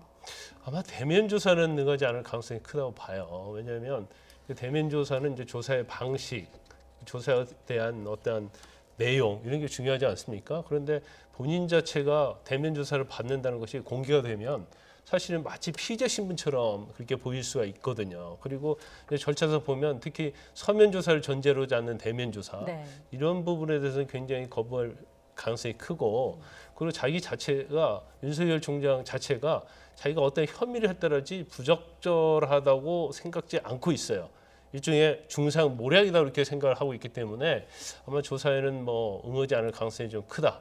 하지만 서면 조사는 할 겁니다. 그러면 사실 이제 법무부나 아니면 여당의 입장에서는 검찰총장의 성역이냐, 왜 의혹을 가지고 감찰하는데 감찰을 받지 않느냐, 이 명분을 가지고 굉장히 밀어붙일 가능성이 커요. 그럼 거기에 대해서 대검이랄지 아니면 윤석열 총장이 어떻게 대응하느냐에 따라서 여론의 향배가 상당히 달라질 수 있는 거죠. 네. 그런데 일각에서는 이번 그 윤석열 검찰총장에 대한 감찰 조사 전에 법무부가 내규를 좀 바꿨다라는 얘기도 좀 있는 것 같더라고요. 지난 3일에 이제 법무부 훈령을 개정을 했잖아요. 그래서 이제 법무부에 감찰위원회가 있습니다. 근데 감찰위원회는 외부 인사가 감찰위원회에 들어와서 조사 방법이랄지 어떤 내용이 조사할 것인지 자문을 받도록 되어 있어요. 그러니까 받도록 반드시 되어 있어요. 그런데 이제 법무부에서 이 조항을 자문을 받아야 한다가 아니고 받을 수 있다라고 규정을 바꿨기 때문에 반드시 감찰위원회로부터 자문을 받을 수 없는 거예요. 그런데 이거 자체도 사실 이제 대검의 입장이랄지 윤석열 총장 입장에서 보면 만에 하나 이제 법무부에서 감찰을 하려고 하는데 감찰에서 자문을 받는데 감찰위원회에서 이건 감찰의 대상이 아니다. 문제가 있다. 아니면 조사 방법에 있어서 서면 조사로 해라. 이렇게 하면 사실 이제 추미애 장관이 감찰을 하려는 어떤 의도도 있을 수 있는 거거든요. 지금 굉장히 치킨 게임처럼 대립되고 있잖아요. 그래서 어떤 감찰의 결과를 가지고 윤석열 총장을 직무배제한다든지 해임권할 그런 생각을 가지고 있는데 만약에 법무부에서 법무감찰위원들이 거기에 대해서 문제를 제기하게 되면 사실 차질이 생기는 거거든요. 그래서 아마 그 감찰위원회 자문 받을 수 있는 규정 자체를 개정한 게 아닌가 그런 의혹을 대검에서도 가지고 있는 거죠. 일단 뭐 정확한 시간은 알 수 없겠습니다만은 대검의 입장이 나오게 될 텐데 어느 정도 수준의 메시지가 담기게 될까요? 근데 아마 강력하게 하기는 어려울 거예요. 그래서 제가 아까 원론적인 이야기죠. 혐의점이 뭐냐? 왜 혐의에 대해서 나에게 미리 통지도 안 해주고 갑자기 가서 조사한다는 게 있을 수 없다는 거고 그러면 나의 의혹에 관한 것을 조목조목해서 보내주면 거기에서 서면 답변을 하겠다. 내가 감찰을 응하지 않는다는 거 아니다. 이런 취지로 아마 답변을 할 가능성이 크다고 봐요. 그래서 아마 대면 조사를 응하지 않는다는 걸 명백히 이렇게 표현하기는 좀 어려울 겁니다. 그래서 이제 사실은 이제 서면 조사를 할 수 있고요. 서면 조사 했는데 대면 조사 필요해요. 그럼 대면 조사 하겠다고 할 수도 있고, 그럼 대면 조사 이제 방식이 어떻게 되느냐? 이제 그 부분에 대해서 서로 협의를 하는 게 맞죠. 일방적으로 할 것은 아니고요. 그렇기 때문에 아마 지금 저는 이제 개인적 의견인데 아마 추미애 장관은 그 의혹이 아마 사실이라고 생각을 하고 있는 것 같아요. 그러면 감사 결과는 상당히 윤석열 총장에게 부정적으로 나올 가능성이 크다. 그러면 이 감사 결과를 가지고 어떻게 할 것인가? 그러니까 아까 말씀드린 것처럼 추미애 장관 입장에서는 직무 배제라는 카드가 가질 수 있거든요. 예. 그다음에 사실 대통령에게 이러이러한 감찰 결과에 의하면 이러이러한 부적절하고 부당하고 위법적인 요소가 있기 때문에 대통령께서 해임하는 것이 맞습니다라고 해임건을 또 할 수 있거든요. 그래서 그러한 수순의 차원에서 감찰을 진행하고 있지 않는가 그런 생각을 합니다. 네, 알겠습니다. 김광삼 변호사와 함께 관련된 이야기 나눴습니다. 이어진 뉴스에서 대검찰청의 입장이 나오면 다시 전해드리겠습니다. 오늘 말씀 고맙습니다.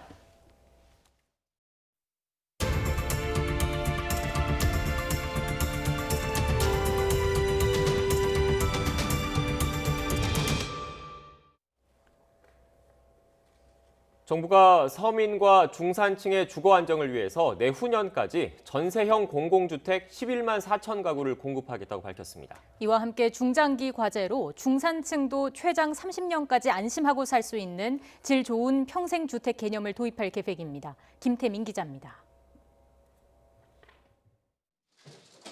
끝모르고 치솟는 전셋값에 오랜 기간 고심을 거듭하던 정부가 드디어 대책을 내놨습니다. 시장의 예상대로 이번 방안은 공공임대주택을 확대 공급하는 데 방점이 찍혔습니다. 정부는 전세 수요의 매매 전환, 유동성 공급 등의 수요 관리형 전세 대책은 가능한 한 배제하고 주택 재고 총량을 증가시키는 방식으로 임대주택 공급 확충에 주력하였습니다. 이에 따라 앞으로 2년 동안 전국에 전세형 주택 11만 4천 가구를 추가 공급하겠다는 계획인데 이 가운데 수도권의 7만 가구, 서울의 3만 5천 가구가 집중됐습니다. 특히 전세난의 급한 불을 끄기 위해 내년 상반기까지 전체 물량의 40% 이상을 확충하는 데 총력을 기울일 방침입니다. 특히 당면한 전세시장의 어려움 해소를 위하여 21년 내년도 상반기까지 초단기 공급 물량 확보에 총력을 기울이기로 하였습니다. 당장 다음 달부터 3개월 이상 공실 상태인 공공임대 3만 9천 가구의 입주자를 서둘러 모집하고 민간 건설사가 신축한 물량을 매입해 공공임대에 활용하는 신축 매입 7천 가구, 새롭게 도입하는 공공전세주택 3천 가구를 공급할 계획입니다. 또 내년 하반기부터는 공실 상태인 상가나 사무실, 숙박시설을 리모델링해 주거 공간으로 공급하는 방안이 본격적으로 추진됩니다. 이와 함께 앞으로는 최장 30년까지 살 수 있는 질 좋은 평생주택 개념을 도입해 임대주택 거주 기회를 중산층까지 확대하고 3, 4인 가구가 살 수 있는 중형주택도 새로 공급할 계획입니다. 또 전국의 노후 공공임대단지 15곳을 선정해 공공분양과 공공임대가 섞인 소셜믹스 형태로 재건축을 추진할 예정입니다. YTN 김태민입니다. 네, 앞서 리포트 보신 대로 정부가 공공전세라는 새로운 개념을 도입하고 전국에 11만 4천 호의 임대주택을 공급할 방침입니다. 전세 품귀 현상으로 최악의 전세난을 겪고 있는 시장에 숨통을 틔울 수 있을까요? 전문가와 함께 분석해 보겠습니다. 양지영 RNC 연구소장 나오셨습니다. 어서 오십시오. 네, 안녕하세요. 소장님, 앞서 공공전세라는 말을 계속 전해드렸는데 네. 정확하게 어떤 개념입니까? 우선에는 뭐 다 나왔지만은 최근에 이제 급등세를 보이고 또 전세난이 심각하면서 이제 LH라든가 SH 공사가 이제 그 공실인 주택들을 매입을 해서 네. 이제 공공 임대를 하겠다라고 보시면 되겠습니다. 네. 총평을 좀 해주신다면요. 네, 우선에는요 단기간 내에 최고의 물량을 풀겠다, 공급을 하겠다라는 부분들은 상당히 좀 긍정적으로 볼 수가 있겠어요. 그러니까 전국에 11만 가구 이상이 나오고요. 서울과 같은 경우에 3만 5천 가구가 단기간 내에 그것도 2년 내에 공급이 된다고 한다면 정말 많은 물량들이거든요. 이런 부분에 있어서 정말 현실성 있게 나온다고 한다면 참 좀 긍정적으로 볼 수가 있겠고요. 근데 너무 이제 숫자에 치우치지 않았을까라는 생각이 듭니다. 그래서 조금은 실효성이 좀 부족한 부분들이 상당히 좀 많이 보이는 부분들이 있는데요. 뭐 예를 들면은 우리가 가장 선호하는 주택 형태가 아파트이잖아요. 근데 이번 대책에서는 아파트 이 부분이 많이 빠져 있다. 예, 이런 부분에 있어서 과연 어느 지역에 얼마의 얼마의 임대료로 이제 나오느냐가 상당히 중요한 부분인데 이런 부분에 있어서 가장 선호도가 높은 주거 형태인 아파트 부분에 있어서 빠져 있기 때문에 사실 얼마나 많은 수요가 흡수가 될지라는 부분들이 의문점이 좀 생기는 거고요. 또 하나가 이제 또 주수요층입니다. 그러니까 지금의 전세난의 가장 주범이라고 할 수 있는 가구가 1, 2인 가구가 아니잖아요. 근데 뭐 호텔이라든가 상가 같은 부분들은 입지적인 부분에 있어서는 기반 시설이라든가 이런 부분들이 상당히 좋을 수는 있습니다. 근데 네. 아무래도 1, 2인 가구에 집중이 될 수 있기 때문에 전세난 해결에 있어서는 좀 부족하지 않을까라는 부분들이 좀 보이고요. 또 임대 시장에 있어서 또 중요한 역할들이 민간의 역할입니다. 근데 이런 부분에 있어서도 이번 대책에 있어서 좀 많이 빠져 있다라는 부분에 있어서는 실효성과 가능성이 좀 많이 좀 부족하지 않을까라는 예상이 듭니다. 네, 정부가 오늘 내놓은 전세 대책은 사실 그동안 언론 등을 통해서 예상돼 왔던 내용들이 거의 대부분 맞습니다. 좀 담겨 있는 것 같습니다. 말씀하신 내용을 들어보면 결국 전세 수요와 공급이 맞지 않는 그런 측면이 좀 있다는 것 같은데 좀 궁금한 게 그렇다면 이런 대책이 나왔는데 앞으로 전세난은 잡힐 수 있겠습니까? 앞서도 좀 말씀을 드렸지만 어느 지역에 얼마나 질 좋은 그리고 임대료가 얼마나 저렴하게 나오느냐에 따라서 그거는 시장은 좀 더 달라질 수는 있을 것 같아요. 그러니까 뭐 아파트의 공급들 부분들이 좀 더 이제 보완이 돼서 이렇게 아파트 공공 임대가 나올 수 있느냐라는 부분들도 중요하겠고요. 그리고 입지적인 부분에 있어서도 이제 전세 같은 경우에는 실거주 목적이잖아요. 예. 그래서 거주의 여건이 충족이 돼야 됩니다. 뭐 학교 시설도 그렇고요, 직장도 그렇고 편의시설 부분들이 갖춰줘야 되는데 이런 얼마나 좋은 인프라를 갖춘 지역에 또한 이제 공급이 되느냐라는 게 중요할 것 같고요. 그에 따라서 좀 이제 어떤 효과라든지 이런 부분들은 좀 더 지켜봐야 될 것 같고요. 지금 이 상황에서 보면은 아주 일부일 것 같아요. 어떤 실효성이라든가 전세 난을 해결하는 데 있어서는 또한 이제 내년부터 공급이 이제 집중적으로 더 나올 부분들이기 때문에 지금 당장의 어떤 부분들이잖아요. 이런 네. 부분들을 전세난이 좀 당분간 더 갈 수도 있을 거다라고 봅니다. 네. 일단 시장에 어떤 효과를 내게 될지는 더 지켜봐야 하는 상황입니다. 집값 동향을 좀 자세하게 들여다보겠습니다. 오늘 나온 한국감정원 자료를 저희가 한번 그래픽으로 준비를 해봤는데요. 함께 보면서 얘기를 나눠보겠습니다. 일단 11월 셋째 주에는 전국 주간 아파트 가격 동향을 조사한 결과 매매 가격이 0.25% 상승했고 전세 가격이 0.30% 상승했습니다. 역시나 고공행진하고 있는 상황인 거죠? 그렇죠. 지금 뭐 매매가, 전세가 동반 상승을 하고 있죠. 매매 가격이 상승을 했었고요. 그에 따라서 또 이제 전세난이 이제 공급이 부족함으로 인해서 전세가까지 덩달아 지금 상승하고 있는 추세죠. 네, 전세값이 어떻게 보면 집값을 밑에서 받치고 있으니까 집값도 떨어지지 않는 그런 형국인 거죠?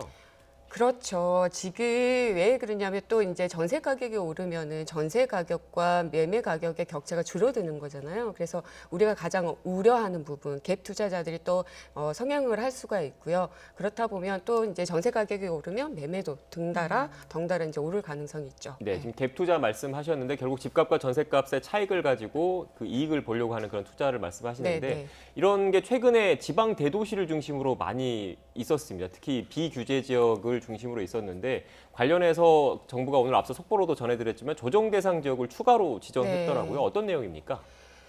네, 우선에는 지금 이제 최근에 이제 집값이 이제 풍선 효과죠. 풍선 효과를 받았던 지역들이죠. 네, 지금 그래픽이 나오고 있습니다. 네. 지금 김포시를 비롯해서요. 대구 수성구라든가 그리고 부산 해운대, 수영구 그리고 연제 남구 이런 지역들이 추가적으로 지정이 됐습니다. 네, 지금 해수동이라고 하더라고요. 부산 네. 지역에서는 네. 해운대, 수영, 동래구 이 지역이 그동안 규제를 안 받아서 집값이 폭등을 해서 일단 추가적으로 조정 대상 지역으로 지정을 했는데 조정 대상 지역으로 지정이 되면 어떤 게 바뀌는 건가요? 우선 조정 대상 지역으로 지정이 되면요, 이제 대출 부분하고 청약 부분에 있어서 규제를 받습니다. 그러니까 자유롭게 이제 전매가 또 어려운 부분들이 생기고요. 대출에 있어서도 이제 DSR이라든가 LTV 이런 부분들의 규제가 생기죠. 일단 조정 대상 지역으로 지정이 되면 투기 과열지구에서 적용받지 않던 세제 규제가 추가된다. 이 소식도 저희가 앞서서 전해드렸고요. 전국이 이렇게 풍선 효과의 영향을 받고 있는 상황인데 그럼 궁극적으로 부동산 문제를 잡을 수 있는 최종적인 해결 방안은 없을까요?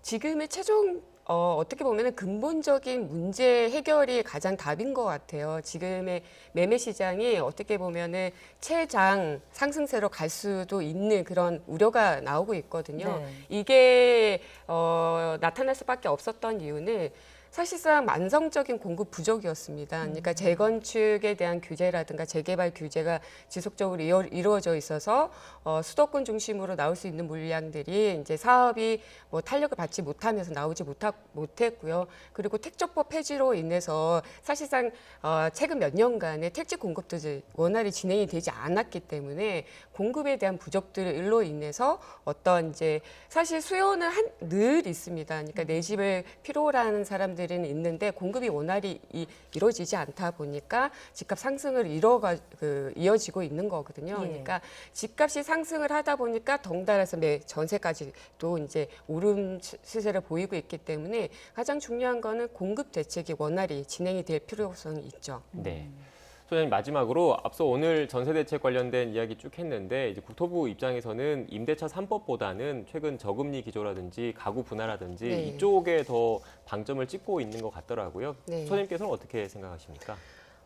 그렇죠. 그러니까 사실 저금리라든가 이런 부분들도 영향은 있겠죠. 하지만 가장 중요한 거는 이제 공급이 만성적인 공급 부족에 있는 상황에서 전세 수는 계속해서 증가를 한다라는 거죠. 즉 이제 정부의 그동안 정책들을 보면은 실거주 여건 이 부분들이 실수요자들을 위한 중심의 재편이 된 거는 긍정적으로 볼 수는 있겠지만은 결국에는 전세로 나올 수 있는 물량들이 줄어든 부분들이 있거든요. 거기에다가 이제 상기 신도시 공급으로 인해서 대기 수요자들도 발생을 한 거고요. 수요는 늘 이렇게 받쳐져 있는 상황에서 공급이 원활히 이루어지지 않았고 임대차 3법으로 인해서 오히려 전세에 더 눌러앉는 수요가 발생을 했고 이런 상황에서 전세 가격이 폭등을 함으로 인해서 어떻게 보면은 또 하나가 이제 세금 문제잖아요. 집주인들 부분들이 있던 세금 부분들을 또 이제 전세적으로 전가를 하면서 전세 가격이 또 오른 부분들이 있기 때문에 네. 여러 가지를 봤을 때는 저금리보다는 어떤 정책의 문제 부분들이 가장 크지 않았나라고 생각합니다. 네, 알겠습니다. 정부가 급등 심각해지고 있는 전세난을 극복하기 위해서 전세 대책을 내놨는데 관련된 이야기 양지영 RNC 연구소장과 함께 이야기 나눴습니다. 오늘 말씀 고맙습니다. 늦가을에 이례적인 폭우가 쏟아졌습니다. 갑작스레 찬 공기가 남하하면서 대기 불안정이 심해졌기 때문인데요. 오늘 하루 서울의 강우량은 무려 약 87mm를 기록했습니다. 다행히 비는 오후부터 잦아들고 있습니다. 지금 영남 지방에만 국지성 호우가 쏟아지고 있는데요. 퇴근길이면 이마저도 대부분 그치겠습니다. 내일은 전국에 맑은 하늘이 드러나겠습니다. 다만 동해안에는 내일까지 강한 바람과 함께 너울성 파도가 높게 일겠습니다. 기온도 크게 떨어지겠습니다. 오늘 아침 서울 기온이 18.5도로 이례적으로 따뜻한 날씨를 보였지만 내일은 오늘보다 무려 17도가량이 낮은 2도까지 뚝 떨어지겠습니다. 날씨 정보였습니다. 더 뉴스 마치겠습니다. 저희는 내일 다시 뵙겠습니다. 고맙습니다.